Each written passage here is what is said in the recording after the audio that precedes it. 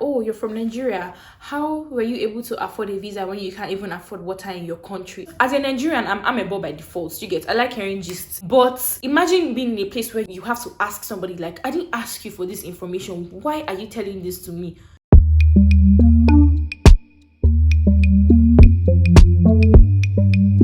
Hey guys, welcome back to my channel. If this is your first time here, you're welcome. If it's not your first time, you're welcome back. Please give this video a thumbs up, okay? It really helps my channel more than you think. And subscribe if you haven't. If you're not subscribed and you're watching, please don't be bad. Come on, subscribe so I can get to 2K subscribers. Okay, so I'm a little excited about today's video because this was actually requested. So I know that during my story time of how I almost got dragged on Twitter, I asked you guys if you guys wanted this particular video, and I think about 3 people commented yes in the comments. So I'm like, okay, let me give people what they want. I look really good this afternoon. Like I'm really feeling my makeup. Like my mirror is in front of me and I'm looking at myself. I look amazing. So without further ado, let's get into this video. So I'm basically just going to tell you guys about my first time in America, the experiences I had, the crazy things and the crazy people that I met and stuff like that. I'm just going to give you like a background. So the reason why I actually went was because that year in my school, I went to Covenant, right? So there's this thing they used to do. It's called summer work program. And it's basically like an exchange program where you go to another country, to the US basically, to get a job, and you work that job for the entire summer. So me and my friends, we really thought it was a good idea. Actually, not me and my friends, me and my friend. And this was even Demilade. That's why I always mention Demilade's name in my videos very much, because we bonded during that time. We were together. So we applied and then we got our visas, but Demilade even got her visa first. I got denied the visa the first time I applied because I don't even know what I was saying. I was just there saying nonsense. I don't know whether I thought I was going to do child's play. They denied me the visa the first time. So eventually I had to pay another, I think 50-something thousand naira to go and apply for a second visa. So when I applied for the second one, then I was able to get my visa. So they asked a lot of tough questions, and I really thank God for the kind of friends that I had around me that time, because somebody like Ellie knew everything that was going on. She knew how it was really hurting me, like the fact that I didn't get my visa. I was really sad, and she was like, Uchi, I always tell you that your case is always different. Things will always work out for you. This is exactly what she told me, and eventually it did. So that was how I got my visa, and then I traveled. So we traveled like after school period, like let's say we traveled on the 31st of May, and then we got to America on the 1st of June. So it was just like, we're so excited. There were 5 of us that were going to that particular state. We were going to New Jersey, Wildwood. So it was me, Favor, Demilade, Ayo, and Sheza. So we're 5 girls, and we stayed in our apartment together. So me and Demilade shared one room, and then the other 3 girls shared the other room. Demilade and I, of course, like we got along because first of all, she's my classmate. Second of all, like we know each other from school. Do you understand? So we're very happy, very pumped. We're like, oh, we're coming to America. Oh my God, I'm going to buy this. I'm going to shop there. God, I'm just even, as in I'm having butterflies in my stomach thinking about it, because it was such a very beautiful experience. Like I'm never going to lie, it was not beautiful all the way, because when we first came, we were JJCs now, so we're out here taking pictures, and I'll try to find some of my pictures. I think I still have some of them in my Snapchat, so I'll try to find them and then put them in this video so you guys can see. And we're very happy. Little did we know what was ahead of us.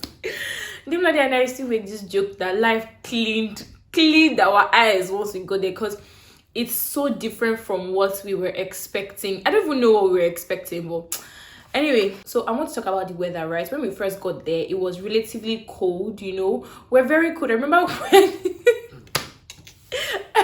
when we want to have our bath in the morning. In the mornings, it used to be like really cold. So when we want to have our bath and everything, we have to like close all the windows, shut all the doors, because any little breeze that blows you when you're coming out of the bathroom, you just be shivering like, oh my god. It was crazy. So one of my housemates, her name was Favor. So sometimes when she's having a bath, she'd be like, who opened that window?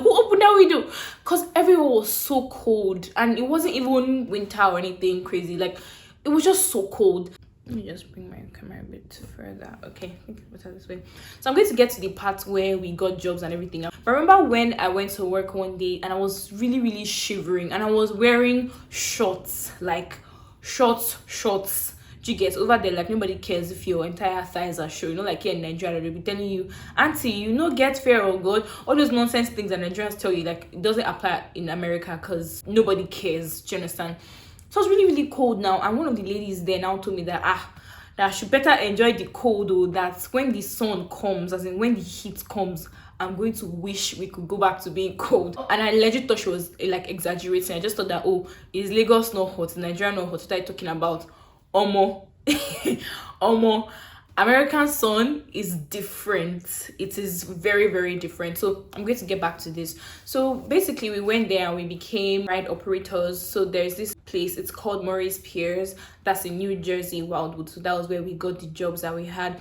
And then we're working like all these jobs that would just pay like $9 per hour. Obviously we're not graduates yet, so it was basically just something to use to pass time. Do you understand? We're getting paid, I think, $9 per hour, right?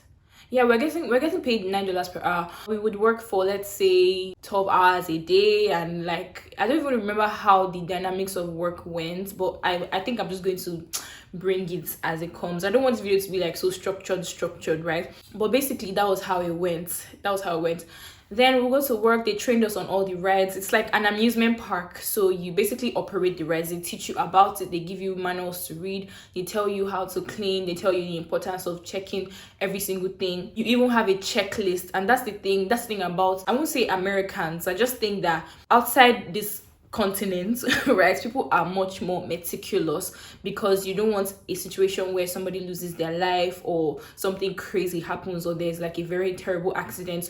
So they basically give you the dynamics of everything. If you have to be 2 people on your ride, the rules, all those things. Like, it was okay. It was fine. Me and Dimnadi had this one of being ride operators, but the other girls, like Sheza worked in admin, so she would like be selling tickets and stuff like that. Favor worked in the food department, so she would take orders, make food and stuff like that, and give it to the people that come to visit Maurice Piers. And then Ayo also worked as a ride operator, and then she shuffled between that and I think doing some food things. I don't know, but we got our hands dirty. And we all thought it was all nice and fun until we had to stand, because you're doing a job in an amusement park. It requires you to stand under the sun for a long amount of time, and you're standing for hours. Let's say you do your first 4 hours and then you now get a 20-minute break. Like, it doesn't even cut it, because it will take you like more than, let's say, 10 minutes to go and get your food, right? You still stand in the line. No, if there's a long line, you still stand there. So by the time you're coming back, let's say you have just like 5 minutes to clock back in. So it was just so crazy. Like, I kid you not. So we had this whole thing of when you come to work, you clock in. Everybody had their employee number, so you clock in, you put your details on the machine or something like that. You put your details there, and then that's how they know that you've clocked in. So you have to come to work an hour before the park opens, and then you have to come to work 5 minutes before that hour. So let's say the park opens by 12 p.m. You have to be at work by 11 a.m. but you have to be at work by 10:55. That was how it works, Anyway, it was nice. I got the hang of the job. We all did. I met a lot of nice people. I met a lot of Jamaicans. Like, I still talk to them till today. Like, they're still my guys. I really could relate with them, because Jamaicans are like Nigerians, and the way they talk, like this, their language, patois, is not too far off from Nigerian pidgin. Like, if you listen to it carefully, I'm very good with languages, so if you listen to it carefully, it's something that you can just easily understand. It's just that they have this accent, and there's a little barrier, but there was no need for me to switch up my accent when I was talking to them, because they understood me perfectly and I understood them perfectly. Do you understand? I think that one of the biggest challenges that I faced going to America was speaking. I think that was one of the things that really prompted me to change, not really change the way I speak, but just to speak in a clearer and more understandable way. If you've watched all my videos, you can tell the way I speak. I don't speak with an accent. I speak with a Nigerian accent, but you can hear me and understand me clearly. But when I went to America, I didn't realize that, because I knew I studied English in school now. So I always thought that, oh, like, I'm the custodian of the whole thing. I know how to speak English, Omo, the English you speak here is not the English you speak there, because you won't even know until you're in certain situations. Imagine you're trying to tell somebody, shift for me. They'll be looking at you like, what do you mean by shift for me? Do you get, like, you say, oh, can you move or something, but that doesn't come to your head, because as a Nigerian, default is, madam, I beg shifts. Do you understand? Do you get? But you can't say that, and there are some things that you can't even express yourself comfortably in. Like I remember one time that one guy wanted me to check how many points he had left on his ticket, and then I told him 40, as in 40, and he was like, what? I was like, 40, and he was like, what? And I was like, 40. And then he was like, okay. And I had to say it in the American accent, which was really, really annoying, because I'm like, I'm pretty sure you understood what I was saying. And I was like, oh, 40. And it just made me cringe, because I'm like, I don't want to have to change how I speak to talk to you. Do you understand? You don't change how you speak to talk to me. So why should I do that for you? Do you get? I feel like that's a thing that Nigerians do a lot. We kind of tend to change our accents when we are around these foreign people, but they don't change their accents when they're talking to us. Like, if you think about it, so why should I change mine for you? I speak very clearly, you can hear me. So that was one of those things that I faced. Another issue that this was not really an issue. This one was like regarding rent. So our rent was $100 a week, and let's say, okay, so we get our paychecks every 2 weeks. So let's say if you work up to 12 hours, you can get, let's say, around $800 and something dollars, $900 and something dollars, possibly even up to 1,000 if you complete all your hours in that 2 weeks. Do you understand? So rent is $100 per week, right? And then sometimes we will just take out like $500 from our paycheck to just pay for all the weeks for that month, because it's kind of annoying to have to like be removing $100 every week to pay your rent. Like, it was not easy, and to think that rent was actually cheap, because this is for students. Do you understand? So anyway, regarding money, it didn't really take me long to understand how the currency worked, because it's very different from how it is here in Nigeria, but it was easy for me to understand. And then with time, I started going about shopping. There was this mall that was not too far from our house, so sometimes we'll walk down there, we'll take long walks, and we'll buy a lot of stuff and come back home. We'll go to Walmart. I remember I used to go to Walmart by like 1 a.m. because Walmart was always open. I always go there by like 1 a.m. with my Jamaican friends. You know, we would just chill, buy some things, and then come back home. It was a lot of fun, I'm never going to lie. And then there was even a time that I got a bicycle, because like a bicycle is very easy if you don't have a car, and Wildwood it's not really big. The distance between work and home was not far. It should take you, especially for me, like my own pier was not far from the house, so it would take you like, let's say 10 minutes, 5 minutes if you're walking quickly. Yeah, 5 minutes if you're walking quickly to get to work. It's not that far. I bought a bicycle regardless, because I'd like to just go around, explore the city and stuff like that. If I got lost, I'll just open Google Map and just take me back to my house. Another thing I really struggled with was my complexion. So I told you guys that we have to be under the sun for a long amount of time, and you're standing, and it makes you like very, very tan. Like, when I got back, I wish I could find pictures. I'll try and find pictures. If I can't, like, too bad. But I was so dark when I came back, and I hated it. And I hate the fact that I hated it. I hate the fact that it was a big deal for me to look that dark. Like, it shouldn't really be a big deal, because it's normal. Do you understand? But over here in Nigeria, when you get dark, everybody will be like, oh my god, you're getting so black. Why are you so dark? Like, being black is a bad thing. It wasn't as enlightened as I am now, but it just made me feel a type of way, because I felt like I was not beautiful. I felt like I looked horrible. I felt like my skin, my entire body was just, there were different patches of color everywhere, even down to my legs, my shoulders, my face, like my hands. I hated it so much. I felt so ugly, because I had never seen myself in that tone before, in that complexion before. But anyway, I got over it. When I go back home, I started doing some things, and I got my skin color back. They can testify, because bro, it was not easy. It was not funny. I think they even suffered more than me. Oh god. Oh my god, Dimadi, if you're watching this, I'm sorry. I don't mean to laugh, but it's just like the memories are very funny, you know. So I think Dimadi even had it harder than me, because she experienced a lot of things that were not funny in terms of racism, and I experienced racism as well. So there was this one time that there was a man that came to my ride, and he came with his child, and then I don't know, he just put his child on the ride and then he left. So that's how this man now went to tell my supervisors that, oh, this your ride attendant dragged my son. And I was like, bro, what do you mean? And he was like, oh, you dragged my son. I'm like, I did it. And then he was not asking that, oh, are there cameras around here? Unfortunately, there weren't cameras, because I actually wish that there were cameras. But thankfully, my supervisors came to my rescue. They defended me and things like that. And they tried not to make me look bad, because they were like, oh, I don't believe that you would do that. Because why would you even do that? You can lose your job. Like, why are you doing that? If other people had seen you, like if other people had seen me do that, like obviously I'm going to get fired. Another thing that happened to me was that I added a lot of weight. I remember this shirt was one of the shirts I wore when I first came back. I love this shirt because I bought it from, is it Ross? Yeah, we used to go to Ross a lot. Ross and Marshalls, we used to go there a lot because like they have lots of nice things and at very affordable prices. So I gained a lot of weight. Like when I came back, I remember one of my friends telling me that there was no difference between my ankles and my legs because I was so fat. Because I was really, really fat, and I kind of liked it until when I had to go back to school and my clothes were not fitting me. But in like 2 weeks, I lost all that weight because school stressed me out so much. I ate a lot of burgers, pizza, junk food, ice cream and bread. Me and Favor was one of my housemates, right?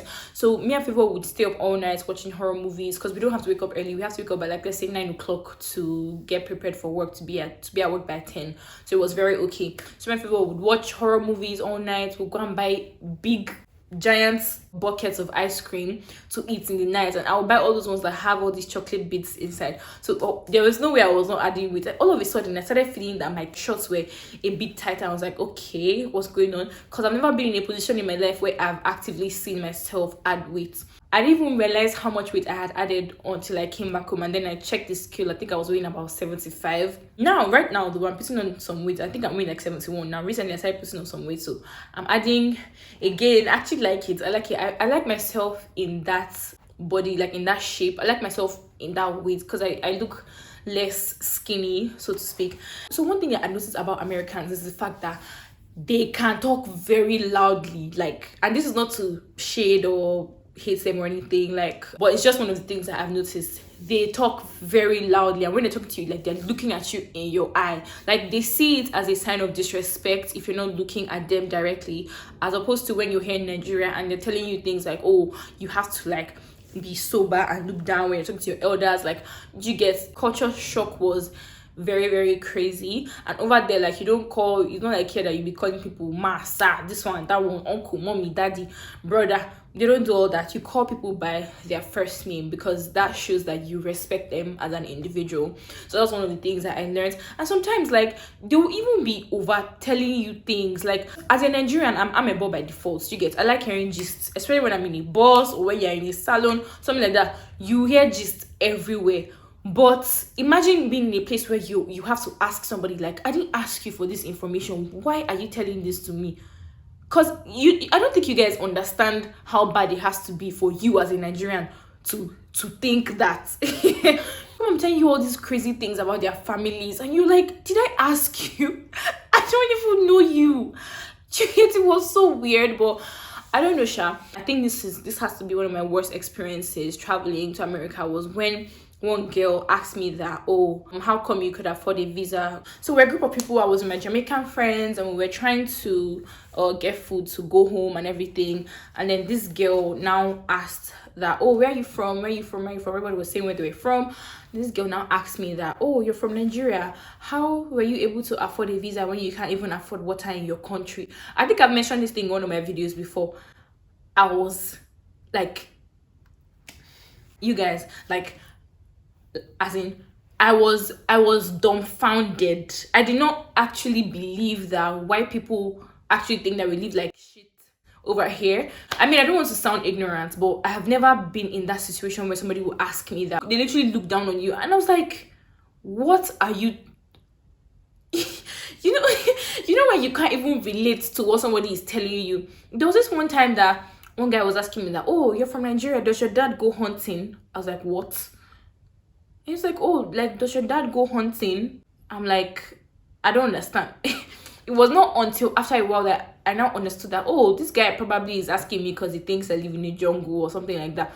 And I'm like, no, we don't go hunting. My dad owns a very successful business. Don't be telling me nonsense about, what are you talking about? That one about, oh, how can you afford a visa when you can't afford water in your country? That one really, really hurts me, because I was like, is this what people think of me? Because on your name tag, everybody has their name tag. My name tag is never here. My name tag is back home. On your name tag, you have your name and the country you're from, because they're trying to tell everybody where you're from and everything. So you can see Gilda. Nigeria. So it's like, so this is what people think of me when they see Nigeria on my name tag. I don't even want to make up any excuses for them, because it's like, that's bottom barrel behavior. Even if they don't teach you anything about other countries in your school and everything, you have the freaking internet. There's no way you're being comfortable being this ignorant. Does that make any sense? That day was not for you, because I literally cried. I felt so low. Like, I didn't know that I was black until I went to America, because over here in Nigeria, the next girl looks like me. The next person on the road looks like me, has my skin complexion, has the texture of my hair. So there's no need for me to be doing, oh, why do you look like that? Why do you like? Everybody looks like me here, but I didn't even realize how black I was until I went to America. Sometimes I remember walking into one store and I was alone, right? It was like a Mexican store, so to speak, like a restaurant. I just wanted to try their food, you know. And then they were just like staring at me, like just staring. And I felt really uncomfortable. Like, I don't know, it was very weird. Like, I had to leave because I was like, okay, and I'm not kidding you guys. Like, this is not me trying to, do victim or anything. This thing actually happened. I walked into a store and they're just staring. Like, I was this close to saying, what are you looking at? Do you understand? Like, why are you looking at me like that? Anyway, it was just one of those things. Evaporating. Not on my watch.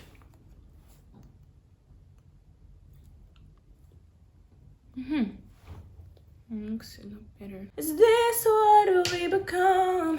Strangers on the road, looking for something, chasing the star. I'm singing better than that, guys. Okay. Another thing that I experienced when I was in America was African Americans kind of being just a little bit hostile towards me. And it was like, when I saw these people, I felt like, I was really happy to see them, because I was happy to see people that look like me. I was tired of seeing people with Caucasian features around, and I just felt a little bit displaced. Do you understand? In as much as the people around me, not all of them were Americans, but a good amount of them were white. Let's just put it that way. There are not many black people. How many black people were even there? Were we even up to 10 of my own peer? I don't think we were up to 10. Were we even up to 7? Hold on.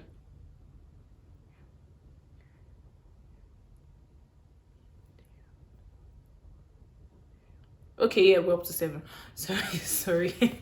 So, I don't know, for some reason, they'll be giving you this very terrible attitude, and they're like looking down on you or something like that. Like, you can just tell. You get, like, they don't have to say it verbally for you to know. You can just tell. Then the white people were surprisingly a little bit nicer, but I wasn't really buying it, because I just feel like they probably feel bad for you, and they feel like you come from a less privileged place. I don't know. I was just not buying the whole niceness some of the time, right? Some of the time. Something else that I noticed when I was in America was the fact that children talk to their parents anyhow. Like, it just shows that those people I don't say anything here that's going to make me sound like I'm promoting physical assault or abuse, but bro, the way those children talk to their parents, it's very, very surprising. Imagine you as an African and you're seeing all these white children talk to their parents anyhow, shout to their parents, point at them and say, oh, dad, you did not do this, da, da, da, da. Just be like I used to try really hard not to stare. Because it was so out of the norm for me. But one thing that I've noticed is how they encourage individuality. For instance, maybe if they want to buy tickets or something like that, and let's say a ticket costs $100, they would tell their children to pay like 60, like a percentage, and then their parents will complete it. So that was one of the things that I actually noticed. And I think it's good because it kind of encourages the children to have a sense of responsibility, to get, like, you know, that things are not for free and you have to pay for them with your money and stuff like that. This topic is very dicey, right? But maybe I'll get into it in another completely different video, okay? So the last thing I'm going to touch on is the fact that I was actually just a little bit depressed, like, when I went, because I was experiencing a lot of culture shock and a huge shift from what I was used to. I wasn't happy. Like, I would be very sad. Sometimes I would give my housemates attitude because I was dealing with a lot of a lot of emotional issues deep down. Like, I felt really, really bad. I felt so out of place. I hated the fact that I had to be conscious of myself. Like, nobody has to live like that. Like, when I'm in Nigeria, the only thing people would even ask me for is, oh, where are you from? Do you get? Because we have a lot of ethnic groups, and it's like our cultures are very, very rich. So that's the closest thing to people trying to know what I am about. But this one, I just felt so aware. Like, I'd never been that aware in my life, and that was part of what made me to start eating a lot of junk. We're there for a total of, I think, 3 months. We got there in June and we left in, I think, 1st of September or ending of August, between August and September. So overall, yeah, it was a very eye-opening experience. Like, I met people from different cultures, Hong Kong, all these Asian countries, right? And they were actually very, very sweet people. Like, they were sweet. I met Lithuanians. Oh my goodness. I think my favorite group of people that I met were the Jamaicans, because I could relate to them so much. Like, when you're gisting them about things that happen back home in Nigeria, they can relate because they're almost like Nigerians. You get, and they're very funny people and very interesting to be around. When we were leaving, right, I was really, really sad. I remember being sad because I was going back to school, going back to Nigeria. I remember when we came back to Nigeria, like, God forgive me, I don't mean to put Nigeria on blast, but the smell, there was this smell, right, when you're coming down from the plane, there was this horrible smell, and the whole place was just, it just had this Nigerian air. Then I got to the airport, somebody was trying to ask me for a number, another person was trying to fight for luggage. Like, the whole thing was just so disorganized. I was like, ugh. Anyway, by and large, America is a good country. It's a big place. It's very, very big. People are very different. Like, that's why when I saw that video of that Nigerian woman trying to hit that young girl, I was just like, what is this one doing? Like, do you even know where you are? Your ass can get in jail. Don't even annoy me. Don't even annoy me now. Anyway, so that's how everything went. Let me know if you guys liked this video. Let me know if you guys would want more story times. I hope that I can actually find pictures so I can put it in this video so that you guys can actually see what I'm talking about. And please give this video a thumbs up if you haven't. Subscribe if you haven't as well. Let me know your thoughts in the comment section, and I'll see you guys in another video. Bye.